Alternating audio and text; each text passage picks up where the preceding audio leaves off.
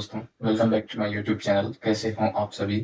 I hope सभी अच्छे होंगे। आज हम गेज ट्रांसफॉर्मेशन और गेज कंडीशन पे बेस्ड पीवाईक्यू करेंगे, जो किसी न किसी एग्जाम में आए हुए हैं, है ना। तो उससे पहले हम जो अभी तक स्टडी किया है उसके रिगार्डिंग इंपॉर्टेंट फॉर्मूले पढ़ लें जो पीवाईक्यू में काम आने वाले हैं। पहले तो देखो गेज ट्रांसफॉर्मेशन कैसे किया था, उसका भी एक बेसिक फॉर्मूले है, वो देख लो। जैसे मेनली यहाँ पे ये बात रखनी है कि वेक्टर पोटेंशियल है ये ए वेक्टर ना, तो इसमें हम किसी वेक्टर को ही ऐड करेंगे। तो वेक्टर ऐसे ऐड किया जाएगा क्योंकि फाई हमारे पास एक स्केलर फंक्शन है, और जब इसका ग्रेडियंट कर देंगे तो ये वेक्टर बन जाएगा, इसीलिए इसको वेक्टर में जोड़ या घटा सकते हैं। नेक्स्ट है ये स्केलर फंक्शन। तो स्केलर फंक्शन में जो स्केलर वेक्टर में जो स्केलर फंक्शन है उसका पार्शियल डेरिवेटिव जोड़ेंगे या घटाएंगे टाइम के रेस्पेक्ट में, पार्शियल डेरिवेटिव। तो ये चीज आपको याद रखनी है। और पहला अगर प्लस साइन यूज कर रहा है तो दूसरे में माइनस साइन यूज करेंगे, और पहले वाले में माइनस साइन यूज करें तो बाद में प्लस साइन यूज करेंगे। इतना ध्यान रखना, क्योंकि एग्जाम में ऐसा क्वेश्चन गया है जिसमें डायरेक्ट फॉर्मूला पूछ लिया गया है और कम से कम 2 बार आ चुका है ये, तो इसको ध्यान में रखना कैसे लिखना है गेज ट्रांसफॉर्मेशन को। नेक्स्ट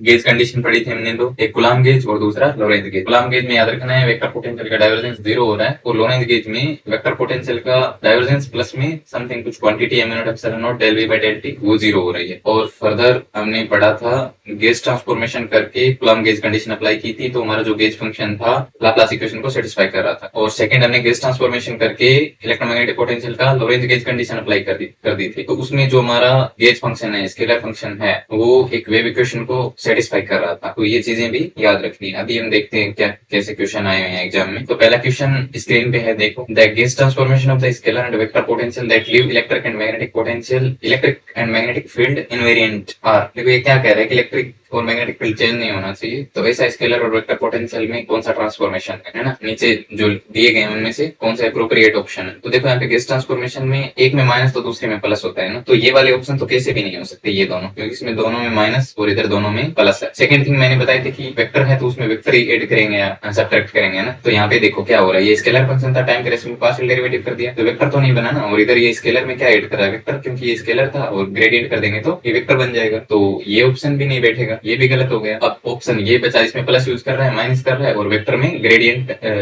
लेमडा है। यहाँ पे देखो स्केलर फंक्शन लेमडा है, तो कंफ्यूज नहीं होना है। स्केलर फंक्शन जाई लेमडा एफ जो भी होगा वो आपको देखा है ना, और इसमें टाइम के रेस्पेक्ट में पार्शियल डेरिवेटिव सब्ट्रैक्ट कर रहे हैं, तो ये वाला ऑप्शन सही होगा। कुछ नहीं है, देखो डायरेक्ट फॉर्मूले पूछ रहे हैं ना। ये इतने मतलब इनमें इतने वेराइटी के क्वेश्चन बन नहीं सकते, लिमिटेड वेराइटी है, इसलिए इस टॉपिक को एग्जाम में छोड़ के नहीं जाना। नेक्स्ट हम देखते हैं नेट जून 2025 का क्वेश्चन है ना, इसमें भी फॉर्मूला बेस्ड क्वेश्चन पूछा है। Which of the following transformation, इसमें क्या किया है, इलेक्ट्रोमैग्नेटिक पोटेंशियल का ट्रांसफॉर्मेशन कर दिया ना, प्राइम बना दिया। Of the electrostatic potential V and vector potential A vector is a gauge transformation. तो इसमें देखो क्या करना है, ये सभी में सेम है और ये चेंज हो रहा है ना ये वाला, तो एक काम करो इसको उठा लो, नेक्स्ट पेज में लेके चलते हैं। v prime equal to v plus A X, ये है ना। तो अब हम इसकी कंपैरिजन कर देंगे। हम v प्राइम कैसे लिख रहे थे, v prime equal to v plus minus del F by del T, है ना। हमने स्केलर फंक्शन f मान लिया, गेज फंक्शन और स्केलर फंक्शन, तो इसकी कंपैरिजन करवा देंगे। आप प्लस साइन यूज कर लो, है ना। प्लस साइन यूज करोगे तो हो जाएगा v prime equal to v plus del F by del T. तो यहाँ से कंपैरिजन करेंगे, कंपेयर करने पे क्या मिलेगा, कंपेयर करेंगे तो इसको और इसको कंपेयर कर दो, ये वाले टर्म और ये वाले टर्म, तो यहाँ से मिल जाएगा del F by del T is equal to A X. तो एफ निकालने के लिए क्या करोगे आप, इंटीग्रेशन कर दोगे, तो ये बन जाएगा ए एक्स टी। अब आपको स्केलर फंक्शन मिल गया है, तो इसकी हेल्प लेके आप वेक्टर पोटेंशियल निकाल लो, ए प्राइम, है ना। ए प्राइम निकालेंगे तो ए प्राइम क्या, ए वेक्टर, और ये था। अब यहाँ पे प्लस साइन यूज करते हैं, यहाँ पे क्या करेंगे, माइनस माइनस ग्रेडियंट एफ, है ना। देखो क्वेश्चन में ए और बी थोड़ी गिवन है, अभी ए में क्या ऐड करेंगे, मतलब हमें ग्रेडियंट एफ की ही वैल्यू पूछ रही, तो वो बताना है। तो अब यहाँ पे ग्रेडियंट एफ देखो ये एक्स है ओनली, तो हम इसको ओनली 1D में वैसे पूरा लिख देंगे ऑपरेटर को, I cap del by del X plus J cap del by del Y plus K cap del by del Z, और इधर अपना फंक्शन आ जाएगा ए एक्स टी, ये जेड है ना, ये मत समझ लेंगे इसको। तो अभी नेक्स्ट पेज पे देखो चलते हैं, तो इसको यहाँ पे क्या होगा, ओनली एक्स है वेरिएबल, तो इसके रेस्पेक्ट में डेरिवेटिव हो जाएगा, बाकी टर्म ये 0 हो जाएगी ये दोनों, तो ये बन जाएगा A prime equal to A minus time के रेस्पेक्ट में कर देंगे तो ए एक्स बचेगा ओनली माइनस ए एक्स। तो अभी देखो कौन सा ऑप्शन यहाँ पे, देखो यहाँ पे डेल बाई डेल एक्स है ना, तो एक्स के रेस्पेक्ट में पार्शियल डेरिवेटिव हो जाएगा, तो क्या बचेगा, ओनली ए टी बचेगा। A prime equal to A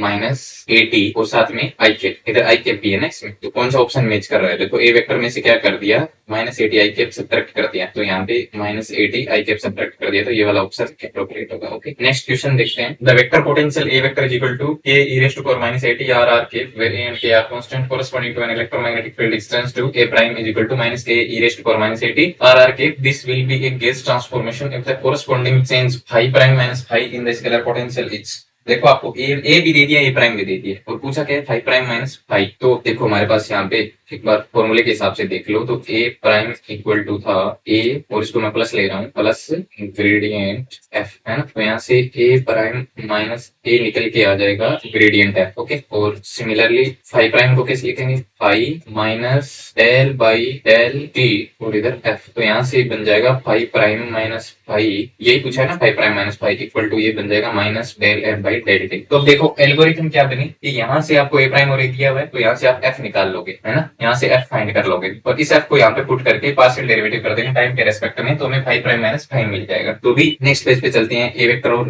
A prime vector को, यहाँ से ए वेक्टर क्या है, ए वेक्टर इक्वल टू ये है K E raise to power minus A T R R K, K E raise to power minus A T R R K, और A prime क्या है, ए प्राइम इक्वल टू है minus K E raise to power minus A T R R K. तो यहाँ से ए prime minus ए, ये क्या बन जाएगा, ये बन जाएगा minus K E raise to power minus A T R R K minus K E raise to power minus A T R R K. तो ये बन गया minus twice of E raise to power minus A T R R K. ये किसके बराबर है, gradient F के बराबर है। अभी देखो यहाँ पे हम एग्जैक्टली ये नहीं कह सकते कि ये सिलेंड्रिकल कोऑर्डिनेट ही है या स्फेरिकल कोऑर्डिनेट ही है, पर इतना जरूर पता है कि ओनली यहाँ पे आर वाले टर्म है। और जब हम सिलेंड्रिकल और स्फेरिकल कोऑर्डिनेट में जब लाप्लासियन हो गया, ग्रेडियंट हो गया और कर्ल हो गया, इन सबको लिखते हैं ना, तो इनकी जो फर्स्ट टर्म होती है वो सिमिलर होती है, फर्स्ट टर्म में कोई चेंज नहीं होता, और फर्स्ट टर्म ये आर कैप वाली होती है। तो इसको आप एक बार देख लोगे, यहाँ पे हमने लिख रखा है, ये जब जनरल लिखते हैं ना ग्रेडियंट का फॉर्मूला, तो ऐसे होता है E1 के by H1 del F by del U1, E2 के by S2 del F by del U2। यहाँ पे E1 E2 E3 डायरेक्शन है, और U1 U2 U3 कोऑर्डिनेट है, जैसे एक्स वाई जेड है ना, R theta phi R phi Z ऐसे होते हैं वैसे। और H1 S2 S3 क्या है, ये स्केलर, ये स्केल पैरामीटर है ना। तो यहाँ पे ये सब कुछ लिख रखा है। सिलेंड्रिकल में डायरेक्शन होती है R cap theta cap phi cap, और कोऑर्डिनेट हो जाएंगे आर थीटा फाई। सिलेंड्रिकल में R cap phi cap Z cap, और कोऑर्डिनेट हो जाएंगे आर फाई जेड। और यहाँ पे scale factor H1 S2 S3 की वैल्यू है 1 R sin थीटा और 1 R 1। तो यहाँ पे यूज करके रखेंगे इस फॉर्मूले में, तो स्पेरिकल में ग्रेडियंट का फॉर्मूला ये बन जाएगा, और सिलेंड्रिकल में ये वाला बन जाएगा। तो यहाँ पे नोट करो जो पहली टर्म है ना, R cap del by del R cap del by del R, ये दोनों में सिमिलर है, तो हम स्पेरिकल या सिलेंड्रिकल किसी को भी एज्यूम करके रख सकते हैं, कोई प्रॉब्लम नहीं है ना। और जब एक से ज्यादा टर्म जैसे थीटा की डायरेक्शन में, फाई की डायरेक्शन में या जेड में भी गिवन होगा, तो आपको एकदम पता चल जाएगा कि चाहिए कौन से कोऑर्डिनेट है, स्पेरिकल है या सिलेंड्रिकल है। जब आर की डायरेक्शन में दिया हो ना, तो आप दोनों में से किसी को भी यूज कर सकते हो, क्योंकि इनकी पहली टर्म सेम बनेगी। अभी इसको हम यूज करेंगे, तो यहाँ पे ग्रेडियंट एफ है ना, तो इसको हम सिलेंड्रिकल या स्फेरिकल किसी भी कोऑर्डिनेट को एज्यूम करके लिख देंगे, तो ये बन जाएगी R cap del F by del R. बाकी टर्म भी आएगी, थीटा कैप वाली यहाँ पे कुछ आएगा ना, और ये फाई कैप वाली या फिर जेड कैप वाली जो भी है, पर यहाँ पे ओनली कंपैरिजन करेंगे तो इधर आर कैप की टर्म है, तो हमें ओनली इससे मतलब है ना। तो ये दो टर्म को कंपेयर कर देंगे, तो देखो ये वाला इतना और ये बराबर हो जाएगा आर कैप का जो कोफिशिएंट है ना, तो यहाँ से मिल जाएगा हमें del F by del R equal to minus 2 E raise to power minus 80 R, है ना। इसको जब हम यहाँ से एफ निकालेंगे तो एफ मिल जाएगा, अभी देखो इंटीग्रेट करना है ना, इधर भेजेंगे तो इंटीग्रेट हो जाएगा, integration minus 2 E raise to power minus 80 R D R, तो ये बन जाएगा E raise to power minus 80 और इधर माइनस आर स्क्वायर बाई 2 बनेगा, 2 से 2 कैंसिल आउट हो जाएगा। अब ये हमें गेज फंक्शन मिल गया, इस गेज फंक्शन की हेल्प से हम ये वाला निकाल सकते हैं ना, फाइव प्राइम माइनस फाइव को निकाल सकते हैं, ये वाली टर्म। तो फाइव प्राइम माइनस फाइव क्या है, minus del F by del T. Now phi prime minus phi equal to minus del F by del T, और फाइव क्या निकाला है हमने, सॉरी एफ क्या निकाला है, स्केलर फंक्शन, वो मिला है हमें minus E raise to power minus 80 are square, minus E raise to power minus 80 are square. तो यहाँ पे इसका पार्शियल डेरिवेटिव करेंगे टाइम के रेस्पेक्ट में, तो ये बन जाएगा del F by del T equal to minus E raise to power minus 80, E की पावर माइनस 80 है, उसका differentiation E raise to power minus 80 हो जाएगा, और साथ में कांस्टेंट से मल्टीप्लाई करवा दें माइनस से, और ये आर स्क्वायर इधर एज ए कांस्टेंट टर्म काम करेगा, क्योंकि टाइम के रेस्पेक्ट में पार्शियल डेरिवेटिव है। तो ये बन जाएगा A E raise to power minus 80 are square, इसको हम यहाँ पे पुट कर देंगे, तो नेगेटिव ऑलरेडी है, तो बन जाएगा minus a E raise to power minus 80 are square. कौन सा ऑप्शन मैच कर रहा है, देखो यहाँ पे एक टर्म और थी, है ना, के को हम यहाँ पे छोड़ होती है, तो के यहाँ पे भी रहेगा, के तो एक कांस्टेंट है तो इसका कुछ नहीं होगा, है ना, ये साथ में रहेगा, इधर भी होगा के, तो इस टर्म में भी आएगा इधर। अभी देखो कौन सा ऑप्शन मैच कर रहा है इसमें से, ए K E raise to power, यहाँ पे के आ जाएगा तो ये बन जाएगा minus A K E raise to power minus A T R square. C option correct होगा इसमें ना, minus A K R square E raise to power minus A T, ये वाला। नेक्स्ट क्वेश्चन देखते हैं। Consider magnetic vector potential A vector and scalar potential phi which define the magnetic field B vector and electric field E vector if one adds minus gradient lambda to a vector for a well defined lambda, then what should be added to phi so that e vector remains unchanged up to an arbitrary function of time f t। यहाँ पे देखो gas transformation का formula ही पूछा गया है ना, इतना बड़ा क्वेश्चन बना के पूछा उसका फॉर्मूला ही है, तो इन्होंने बोल दिया कि जब एक को ट्रांसफॉर्म करते हैं तो माइनस ग्रेडियंट लैम्डा ऐड करते हैं, तो यहाँ पे इसने माइनस साइन यूज किया, तो हम क्या करेंगे प्लस साइन यूज करेंगे, plus del lambda by del के। देखो हाफ का तो कोई हमने कंसेप्ट ही नहीं पढ़ा था ना, तो ये तो ऑप्शन सीधे ही गलत हो गया, और जब इसने यहाँ पे माइनस साइन यूज किया है तो हम प्लस साइन यूज करेंगे, तो ये वाला ऑप्शन भी गलत हो गया। तो अभी ऑप्शन कौन सा बचा, del lambda by del T. Next question देखते हैं। If we do gauge transformation GT मतलब gauge transformation and simultaneously use Coulomb gauge condition, then in gauge function F, gauge function दे रखा है आपको 2x square plus 2y square plus alpha Z square, value of alpha must be. देखो इसने क्या बोला है, इसका सॉल्यूशन देखते हैं। गेज ट्रांसफॉर्मेशन कर दिया इसने और plus Coulomb gauge condition apply कर दी। तो हमने ही पढ़ा था कि जो गेज फंक्शन है वो अब किसको फॉलो करेगा, तो हमने पढ़ा था गेज फंक्शन एफ है वो किसको फॉलो करेगा, लाप्लास इक्वेशन को फॉलो करेगा, del square f equal to 0। तो इस लाप्लास इक्वेशन को लिख देते हैं कोऑर्डिनेट में, कार्टेशियन कोऑर्डिनेट में, तो ये बन जाएगा del two f by del x two plus del two f by del y two plus del two f by del z two equal to 0। तो यहाँ पे एफ का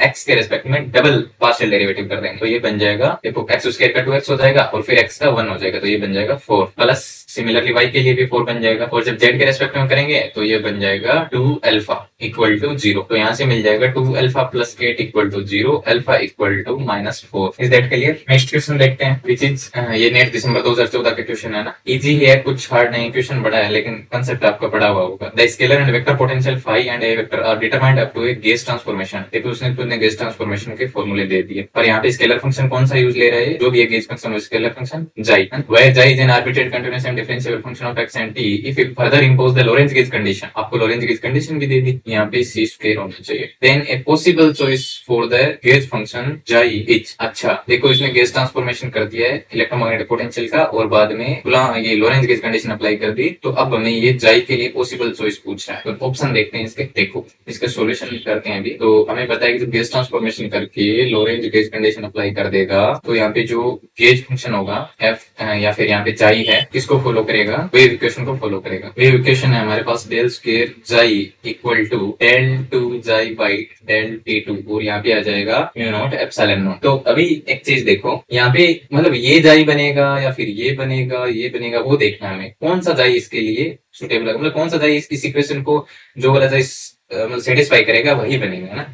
तो यहाँ पे देखो स्पेस के रेस्पेक्ट, देखो ये स्पेस में मतलब पार्शियल डेरिवेटिव है, इसको ऐसे लिखेंगे ना, del two by del x two plus del two by del y two plus del two by del z two, और यहाँ पे टाइम के रेस्पेक्ट, और दोनों ही साइड डबल डेरिवेटिव है। अब एक चीज और नोटिस करो तुम, जब हम ट्रिग्नोमेट्रिक फंक्शन साइन और कोस का है ना, जब इनका डेरिवेटिव या फिर इंटीग्रेशन दोनों करते हैं तो एक का प्लस आता है दूसरे का माइनस आता है, बट हाइपरबोलिक फंक्शन होते हैं ना हमारे पास, जैसे साइन हाइपरबोलिक हो गया, कोस हाइपरबोलिक हो गया, तो इनका जब हम डिफरेंशिएशन या इंटीग्रेशन करते हैं तो दोनों ही पॉजिटिव आते हैं। तो इसका मतलब क्या हुआ, जैसे ये वाला फंक्शन है तो इसमें एक कोस है और दूसरा कोस हाइपरबोलिक है, तो जब दोनों ही कोस होंगे या फिर दोनों ही कोस मतलब हाइपरबोलिक होंगे या फिर दोनों ट्रिग्नोमेट्रिक फंक्शन होंगे तो ये दोनों साइड साइन मैच कर जाएंगे, अदरवाइज साइन मैच नहीं करेंगे, क्योंकि एक बार प्लस होगा तो दूसरी बार डेरिवेटिव माइनस हो जाएगा, और एक साइड सेम साइन रहेगा, या तो प्लस ही रहेगा या माइनस रहेगा, तो दोनों मैच नहीं करेंगे दोनों साइड साइन। तो इसमें वो वाला ऑप्शन एप्रोप्रिएट होगा जिसमें या तो दोनों हाइपरबोलिक फंक्शन हो या फिर दोनों ट्रिग्नोमेट्रिक फंक्शन हो। तो ऐसा ऑप्शन इसमें कोई है नहीं। देखो इसमें एक ट्रिग्नोमेट्रिक फंक्शन आ गया, दूसरा हाइपरबोलिक आ गया, इधर हाइपरबोलिक और ट्रिग्नोमेट्रिक, तो ये वाला भी नहीं होगा, तो ये दोनों ऑप्शन दोनों गलत हो गए। इधर देखो हाइपरबोलिक और ट्रिग्नोमेट्रिक, तो ये वाला भी नहीं होगा। इसमें दोनों हाइपरबोलिक फंक्शन है तो ये वाला ऑप्शन सही हो जाएगा, क्योंकि इसमें जब दोनों साइड देखो टाइम के रेस्पेक्ट में डबल डेरिवेटिव करेंगे तो साइन चेंज नहीं होगा, प्लस ही रहेगा, और स्पेस में एक्स के रेस्पेक्ट में तो वो भी चेंज नहीं होगा, है ना। अगर दोनों ट्रिग्नोमेट्रिक फंक्शन होते तो वो वाला ऑप्शन भी सही होता। Is that clear? तो यहाँ तक हमने जितने भी इन कंसेप्ट बेस्ड पीवाई क्यूआई हुए थे उनको